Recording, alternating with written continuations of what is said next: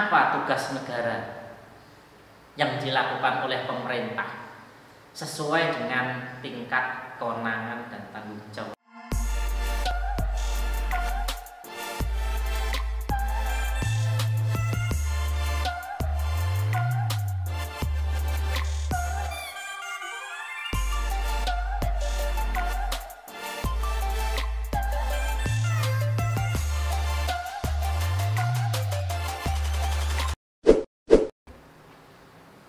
Assalamualaikum warahmatullahi wabarakatuh. Selamat pagi, selamat siang, selamat sore, dan selamat malam untuk anak-anakku, siswa-siswi SMK Rahayu Mulyo. Berjumpa lagi dengan saya, Winardi. Dalam kesempatan ini kita akan mempelajari materi PPKN kelas 12 dengan materi pembelajaran dinamika pengelolaan kekuasaan negara di pusat maupun di daerah. Baik, sebelum Bapak ke materi, ada baiknya Bapak sampaikan terlebih dahulu mengenai pokok bahasan yang akan Bapak sampaikan. Yang pertama yaitu tujuan negara Republik Indonesia. Yang kedua, hakikat tujuan negara. Kemudian tujuan negara Republik Indonesia, ya, tujuan negara Kesatuan Republik Indonesia dalam pembukaan Undang-Undang Dasar Negara Republik Indonesia tahun 1945. Kemudian pembagian pengelolaan kekuasaan pemerintah negara. Dan pokok bahasan yang terakhir, organisasi-organisasi masyarakat yang bersinggungan atau berkaitan dengan kekuasaan negara. Kemudian untuk indikator atau pencapaian kompetensi, yang pertama menganalisis mengenai tujuan negara Republik Indonesia, menjelaskan hakikat tujuan negara, menjelaskan tujuan negara Kesatuan Republik Indonesia dalam pembukaan Undang-Undang Dasar 1945, menganalisis pembagian pengelolaan kekuasaan pemerintah negara, menganalisis organisasi masyarakat yang bersinggungan atau berkaitan dengan kekuasaan negara. Baik, pokok bahasan yang pertama yaitu tujuan negara Republik Indonesia. Setiap negara didirikan pasti memiliki tujuan. Ya, seperti halnya kita ingin mendirikan sebuah rumah, pasti juga memiliki tujuan untuk apa rumah tersebut. Nah, untuk negara kita Indonesia, ya, jadi tujuan negara Republik Indonesia itu tertuang di dalam pembukaan Undang-Undang Dasar tahun 1945 alinea keempat. Ya, jadi tujuan negara Republik Indonesia didirikan itu dituangkan di dalam pembukaan Undang-Undang Dasar Negara Republik Indonesia tahun 1945 alinea yang keempat. Nah, Setiap negara pasti memiliki tujuan yang berbeda-beda. Dan untuk mencapai tujuan, untuk mencapai tujuan negara tersebut, negara mempunyai tugas. Apa tugasnya? Mengatur kehidupan dan menyelenggarakan pemerintahan dengan sebaik-baiknya. Jadi mengatur kehidupan masyarakat atau mengatur kehidupan rakyatnya dan menyelenggarakan pemerintahan dengan sebaik-baiknya. Oke. Nah, kemudian hakikat tujuan negara. Apa itu hakikat tujuan negara? Setiap negara di dunia dibentuk bukan tanpa tujuan. Seperti halnya kita sebagai seorang pelajar, seperti halnya kalian anak-anak sebagai seorang pelajar. Belajar dengan giat, belajar dengan rajin, pasti memiliki tujuan. Apa tujuannya? Agar dapat meraih apa yang dicita-citakan, agar dapat meraih apa yang kita inginkan. Nah, sama halnya dengan sebuah negara. Negara bertujuan, atau tujuan negara adalah cita-cita yang hendak dicapai oleh suatu negara. Pada dasarnya tujuan negara adalah untuk mensejahterakan rakyatnya.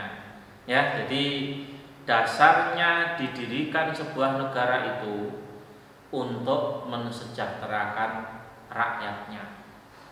Nah, untuk mewujudkan itu, untuk dapat mensejahterakan rakyatnya, negara akan membuat peraturan-peraturan perundang-undangan yang harus ditaati oleh rakyatnya. Maka dari itu, negara akan melaksanakan fungsi atau tugas negara untuk mencapai tujuan bersama demi kepentingan kesejahteraan dan kemakmuran rakyat. Oke, baik. Di sini akan Bapak sampaikan beberapa tujuan negara menurut para ahli. Yang pertama menurut Plato. Menurut Plato, negara bertujuan memajukan dan menguatkan kesusilaan. Jadi negara bertujuan memajukan dan menguatkan kesusilaan. Di garis bawah ini, kesusilaan. Kesusilaan negara atau kesusilaan manusia, baik sebagai makhluk individu maupun makhluk sosial. Nah, ini dikenal dengan teori Plato. Jadi di sini yang ditekankan adalah kesusilaan. Cara logika, kalau individu-individu itu memiliki kesusilaan yang baik, memiliki akhlak yang baik, memiliki moral yang baik, pasti tujuan negara itu akan tercapai. Kemudian yang kedua, menurut Sang Hyang atau lebih dikenal dengan Lord Sang, negara mengumpulkan kekuasaan atau kekuatan.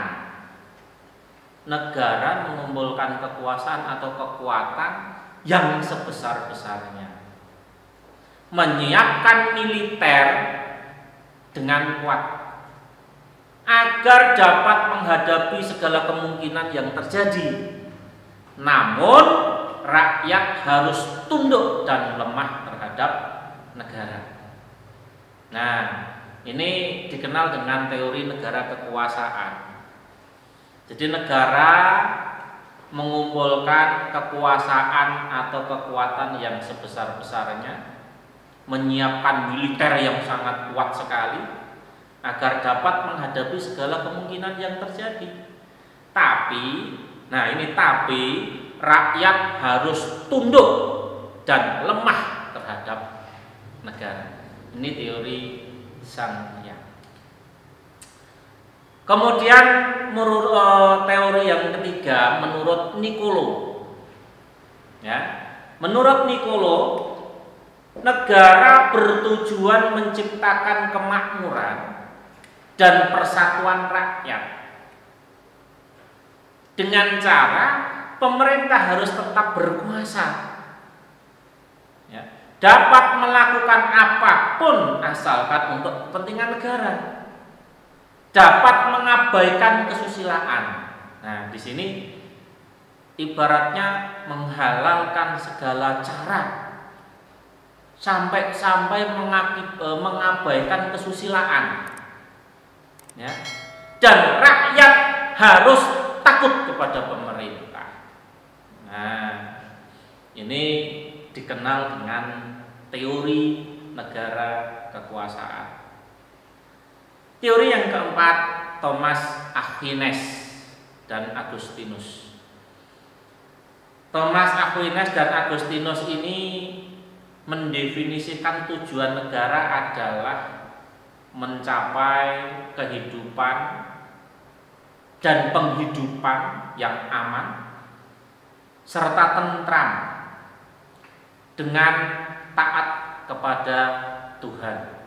Pemimpin negara hanya menjalankan tugasnya berdasarkan kekuasaan Tuhan yang diberikan kepadanya. Nah, ini teori kedaulatan Tuhan atau dikenal dengan teokrasi. Ya. Oke. Kemudian menurut Immanuel Kant. Menurut Immanuel Kant, teori negara polisi. Nah, jadi negara semata-mata hanya menjaga ketertiban negara. Jadi semata-mata negara hanya menjaga ketertiban negara serta perlindungan hak-hak serta kebebasan warganya. Dibentuk peraturan perundang-undangan yang mencerminkan kehendak seluruh rakyat, dan negara tidak boleh ikut campur dalam urusan pribadi atau urusan ekonomi rakyatnya. Nah, ini dikenal dengan teori negara polisi. Nah, kemudian yang keenam menurut Kreb, teori negara hukum. Ya, jadi Kreb ini terkenal dengan teori negara hukum, yaitu bertujuan menyelenggarakan ketertiban hukum yang berdasar dan berpedoman kepada hukum. Semua orang tanpa terkecuali harus tunduk dan taat kepada hukum. Hanya hukum yang berkuasa dalam satu negara. Nah, ini teori Kreb. Kemudian untuk teori yang terakhir yaitu Mr. Cronenberg, dikenal dengan teori negara kesejahteraan. Negara bertujuan mewujudkan kesejahteraan umum, ya. Negara dipandang sebagai alat untuk mencapai tujuan bersama, yaitu suatu tatanan masyarakat yang di dalamnya terdapat kebahagiaan, terdapat kemakmuran, dan keadilan sosial bagi seluruh rakyat negara tersebut. Baik, itu teori yang dikemukakan oleh beberapa ahli mengenai tujuan negara. Nah, kemudian tujuan negara Republik Indonesia dalam pembukaan Undang-Undang Dasar tahun 1945. Nah, ini di awal tadi Bapak sudah sampaikan, sudah saya sebutkan bahwa tujuan negara Indonesia didirikan itu dituangkan dalam pembukaan Undang-Undang Dasar tahun 1945 di alinea yang keempat. Ya, mungkin anak-anak bisa simak pada waktu upacara bendera setiap hari Senin atau hari-hari besar. Jadi teks pembukaan Undang-Undang Dasar ini kan selalu dibaca. Nah, tujuannya tertuang di situ, terutama di alinea yang keempat. Apa itu tujuan yang pertama di alinea 4 tersebut? Melindungi segenap bangsa Indonesia dan seluruh tumpah darah Indonesia. Itu tujuan yang pertama negara Indonesia itu didirikan. Melindungi segenap bangsa Indonesia dan seluruh tumpah darah Indonesia. Tujuan yang kedua apa? Memajukan kesejahteraan umum. Ya, memajukan kesejahteraan umum. Mencerdaskan kehidupan bangsa. Ya. Dan ikut melaksanakan ketertiban dunia yang berdasarkan kemerdekaan, perdamaian abadi, dan keadilan sosial. Nah, ini tujuan negara Republik Indonesia dalam pembukaan Undang-Undang Dasar 1945, yaitu pada alinea yang keempat. Nah, sekarang apa tugas negara yang dilakukan oleh pemerintah sesuai dengan tingkat kewenangan dan tanggung jawabnya? Ya, tugas negara yang dilakukan oleh pemerintah sesuai dengan tingkat kewenangan dan tanggung jawabnya. Yang pertama, tugas pemerintah negara Indonesia dilaksanakan oleh lembaga negara sesuai dengan Undang-Undang Dasar 1945. Ya, jadi tugas pemerintah negara Indonesia dilaksanakan oleh lembaga negara mengacu kepada UUD 1945. Yang pertama.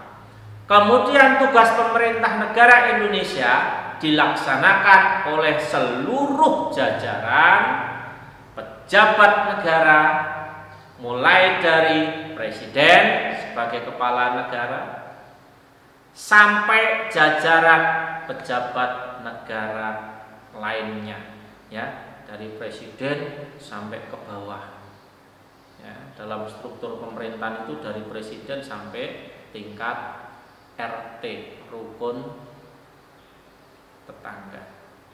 Nah, kemudian tugas pemerintah pusat yang dilakukan oleh pemerintah sebagai kepala pemerintahan mewakili presiden, menteri-menteri, pejabat-pejabat lain yang ditunjuk presiden di pusat pemerintahan.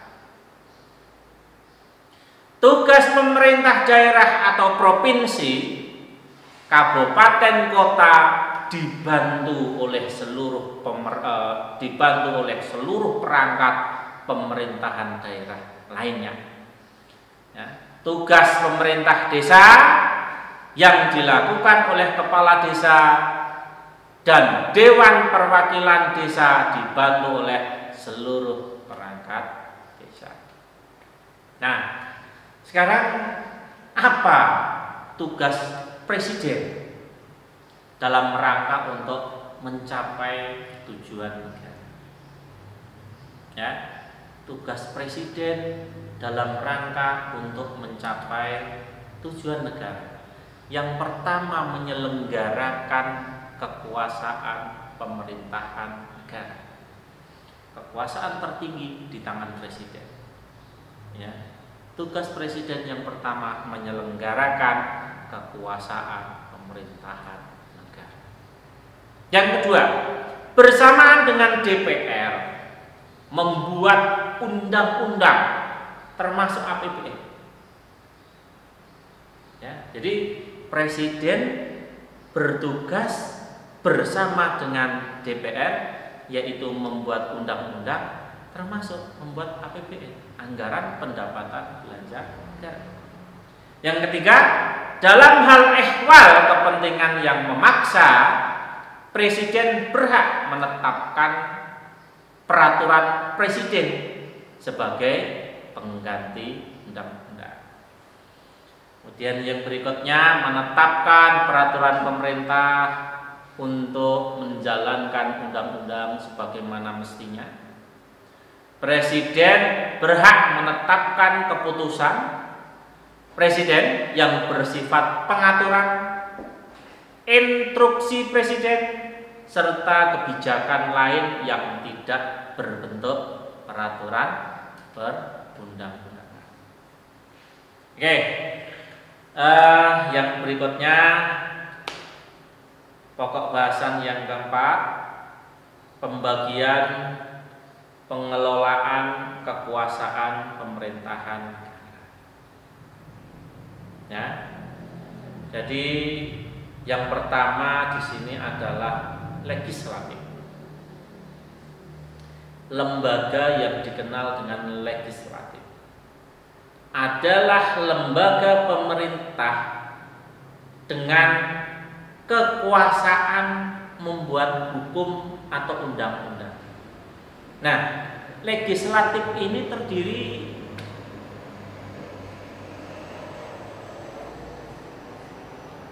baik. Yang pertama adalah lembaga legislatif. Ya. Lembaga legislatif adalah lembaga pemerintah yang memiliki kuasa untuk membuat undang-undang, membuat hukum. Nah, yang termasuk badan legislatif negara itu apa saja? Yang pertama adalah MPR, Majelis Permusyawaratan Rakyat. MPR terdiri dari, jadi anggota MPR itu terdiri dari anggota DPR, anggota DPD, ya. Kemudian MPR memiliki kewenangan mengubah dan menetapkan undang-undang, melantik presiden dan wakil presiden, serta memberhentikan presiden atau wakil presiden dalam masa jabatannya menurut undang-undang. Nah, kemudian yang kedua, di sini ada DPR, Dewan Perwakilan Rakyat. DPR memiliki beberapa hak. Yang pertama, hak interpelasi. Apa yang dimaksud dengan hak interpelasi? Hak DPR untuk meminta keterangan kepada presiden mengenai kebijakan pemerintah yang penting dan strategis. Kemudian yang kedua, hak angket. DPR memiliki hak angket, yaitu hak untuk melakukan penyidikan terhadap kebijakan pemerintah yang terpenting dan strategis, serta berdampak luas pada kehidupan berbangsa dan bernegara yang diduga bertentangan dengan peraturan perundang-undangan. Kemudian memiliki hak menyatakan pendapat. Ya. Yang ketiga adalah hak imunitas. Hak imunitas adalah hak kekebalan hukum, yaitu hak untuk tidak dapat dituntut di muka pengadilan karena pernyataan yang disampaikan dalam rapat. Ya. Kemudian ada hak protokoler. hak penghormatan berkenaan dengan jabatan dalam acara kenegaraan. Nah, kemudian ada DPD, Dewan Perwakilan Daerah. Nah, anggotanya perwakilan setiap provinsi yang fungsinya mengajukan usul dalam pembahasan dan memberikan pertimbangan yang berkaitan dengan badan legislatif tertentu. Nah, terus apa anak-anak tugas dari DPD ini? Jadi tugas dan wewenang DPD itu apa? Tugas dan wewenang Dewan Perwakilan Daerah ini apa? Ya, satu, mengajukan kepada DPR tentang rancangan undang-undang otonomi daerah. Itu yang pertama.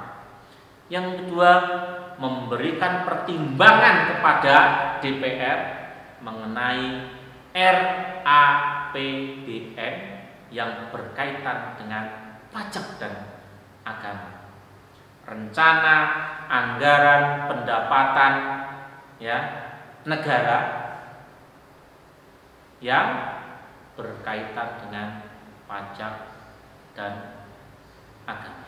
Ya, rencana anggaran pendapatan belanja negara yang berkaitan dengan pajak dan negara. Yang ketiga, memberikan pertimbangan kepada DPR dalam pemilihan anggota BPK, Badan Pemeriksa Keuangan.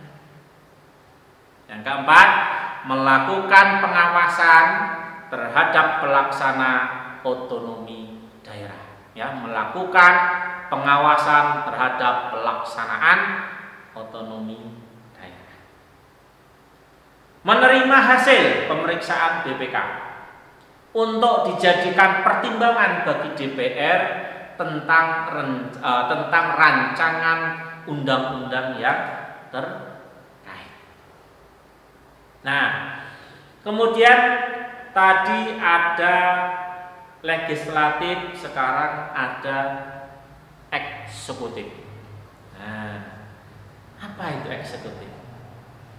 Adalah lembaga negara yang memegang kekuasaan penyelenggara negara dengan sistem presidensil.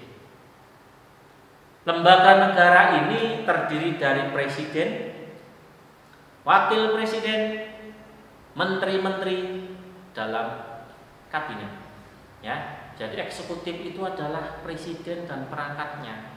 Presiden, wakil, dan menteri-menteri dalam kabinet tersebut. Nah, kemudian apa kewenangan presiden? Ya, sebelum perubahan UUD 1945. Presiden memegang kekuasaan untuk membentuk undang-undang dengan persetujuan DPR. Itu terdapat dalam pasal 5 ayat 1. Kemudian presiden berwenang memberi grasi, amnesti, abolisi, dan rehabilitasi. Itu diatur dalam pasal 14 Undang-Undang Dasar Negara Republik Indonesia tahun 1945. Nah, kemudian yang berikutnya ya, ada legislatif, ada eksekutif, kemudian yang ketiga yudikatif. Adalah lembaga pemegang kekuasaan kehakiman. Ya, adalah lembaga pemegang kekuasaan kehakiman. Kekuasaan kehakiman merupakan kekuasaan yang merdeka untuk menyelenggarakan peradilan guna menegakkan hukum dan keadilan. Nah, lembaga-lembaga yudikatif ini antara lain, yang pertama adalah Mahkamah Agung atau dikenal dengan MA. Yang kedua, Mahkamah Konstitusi atau dikenal dengan MK. Ya. Oke, Kemudian Komisi Yudisial. Komisi Yudisial berkedudukan di ibu kota negara. Anggotanya diangkat oleh Presiden dengan persetujuan DPR. Komisi Yudisial merupakan satu-satunya lembaga yang bisa mencalonkan hakim agung. Ya, di sini pasal 24 ayat 1 Undang-Undang Dasar 1945, Komisi Yudisial bebas dari campur tangan atau pengaruh kekuasaan lainnya dalam melaksanakan kewenangannya. Nah, kemudian pokok bahasan yang terakhir, organisasi masyarakat yang bersinggungan dengan kekuasaan negara. Di sini Bapak contohkan partai politik. Apa itu tujuan partai politik? Ya, parpol, partai politik. Ya, kita kenal di Indonesia ada beberapa partai. Contohnya ada partai PDI Perjuangan, ada Golongan Karya, ada P3 dan lain sebagainya. Nah, apa tujuan khusus dari partai politik tersebut? Meningkatkan partisipasi politik anggota masyarakat dalam rangka menyelenggarakan kegiatan politik dan pemerintahan. Ini yang pertama. Dan yang kedua, memperjuangkan cita-cita partai dalam kehidupan bermasyarakat, berbangsa dan bernegara. Membangun budaya politik yang beretika dalam bermasyarakat, berbangsa dan bernegara. Nah, sekarang apa fungsi dari partai politik itu? Sarana komunikasi politik, kendaraan komunikasi politik. Ya, artinya partai menjalankan tugas menyalurkan berbagai pendapat dan aspirasi masyarakat kepada pemerintah. Ya, jadi lebih mudahnya, gampangnya partai ini sebagai perwakilan dari rakyat untuk menyampaikan aspirasinya kepada pemerintah. Yang kedua, sarana sosialisasi politik. Partai melakukan upaya ya, pemasyarakatan politik agar dikenal, agar dipahami dan dihayati oleh masyarakat. Yang berikutnya, sarana rekrutmen politik, mencari dan mengajak orang-orang yang berbakat untuk turut dalam politik sebagai anggota partai. Fungsi yang berikutnya, sarana pengatur konflik, berusaha menyelesaikan konflik secara damai dan berusaha menjadi penengah yang bersifat netral. Oke, baik anak-anak, untuk pertemuan kali ini Bapak cukupkan. Ya, mudah-mudahan yang Bapak sampaikan pada kesempatan ini dapat dipahami dengan baik, dapat dimengerti. Tetap semangat, tetap jaga kesehatan, tetap di rumah. Assalamualaikum warahmatullahi wabarakatuh.